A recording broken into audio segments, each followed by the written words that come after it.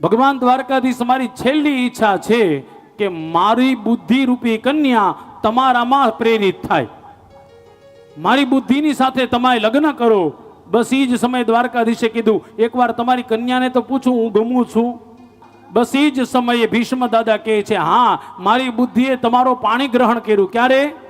તો કે જે સમયે યુદ્ધ મેદાનની અંદર મારા તીર એક પછી એક અર્જુનની સામે આવતા હતા અને અર્જુનને બચાવવા માટે તમે રથ આમ લઈ જતા હતા, આમ લઈ જતા હતા, આમ લઈ જતા હતા. સાહેબ એ કથા સાંભળજો વાલા, બધાને કામ લાગશે. મહાભારતનું યુદ્ધ 18 દિવસ સુધી ચાલ્યું, તમને બધાને ખબર છે. 18 દિવસમાં 10 દિવસ સુધી ભીષ્મ દાદા એકલા લડ્યા. 10 દિવસ સુધી ભીષ્મ દાદા એકલા લડ્યા છે. 5 દિવસ સુધી દ્રોણાચાર્ય લડ્યા. 10 ને 5 15. 2 દિવસ સુધી કર્ણ એકલો લડ્યો છે. કેટલા દિવસ રહ્યા આવે? એક દી. એક દીમાં 3 જણા ફરી ગયા હો. પણ ભીષ્મ દાદા એકલા 10 દિવસ સુધી લડ્યા.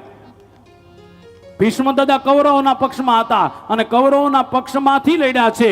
રાત્રિના સમયે ભીષ્મ દાદા આમ બેઠા હતા ધ્યાનમાં. યુદ્ધનો બરાબર 9મો દિવસ હતો અને એ જ સમય દુર્યોધન આવ્યો. દુર્યોધને આવીને ભીષ્મ દાદાને કીધું હે દાદા માફ કરજો, પણ એવું મને એવું લાગે છે તમે ખાવ છો અમારા ઘરનું પણ કામ કરો છો પાંડવોનું.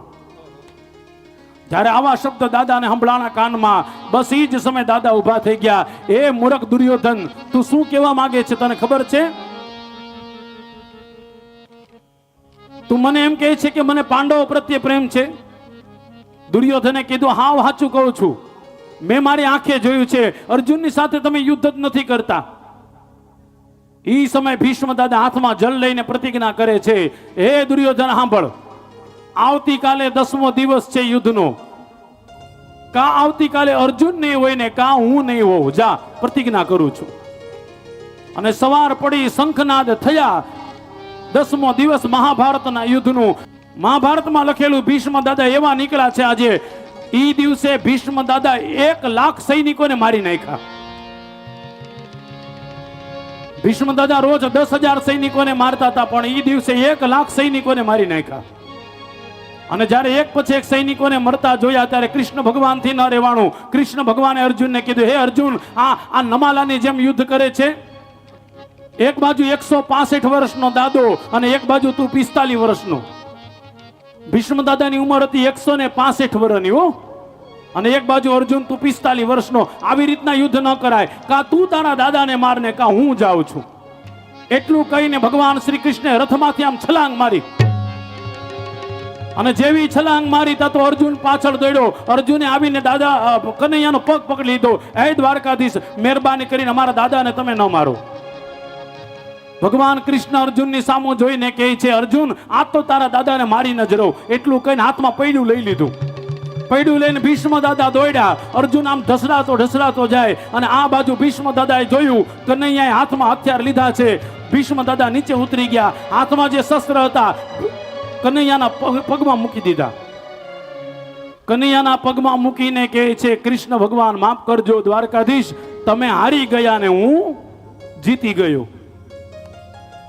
હાથમાં પડ્યું છે શ્રી કૃષ્ણના હો. અને ભગવાનને એટલો બધો ક્રોધ આવ્યો કે હમણાં આ પૈડાથી જ ભીષ્મ દાદાએ મારી નાખશે. પણ જેવો આમ શસ્ત્ર મૂકી દીધું એ જ સમયે ભગવાનનો ક્રોધ શાંત થઈ ગયો.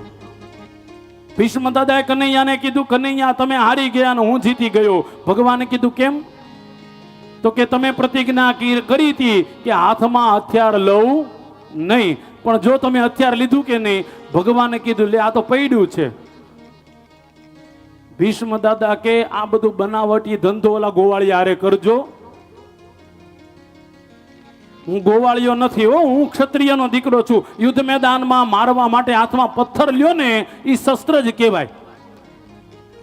અને પછી તો મજાની વાત જો, ભીષ્મ દાદાએ હાથ જોડીને ઉભા રહી ગયા. દ્વારકાધીશ કહે છે હે ભીષ્મ, મેં પ્રતિજ્ઞા કરી હતી હાથમાં હથિયાર ન લઉં, પણ તમે શું પ્રતિજ્ઞા કરી હતી?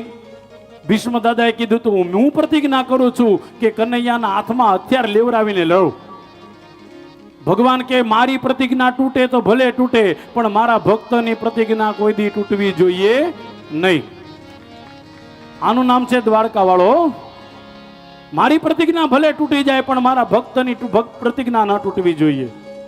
અને મજાની વાત જો એ જ સમયે ભગવાન મંદ મંદ હસવા લાગ્યા અને ભીષ્મ દાદાએ કીધું મને ખબર છે આજે મારો છેલ્લો દિવસ છે, પણ છેલ્લો દિવસ છે ત્યારે હે દ્વારકાવાળા એક જ ઈચ્છા છે કે જ્યાં સુધી આ યુદ્ધ પૂરું ન થાય ત્યાં સુધી હું શરીરમાંથી પ્રાણ નહીં છોડું.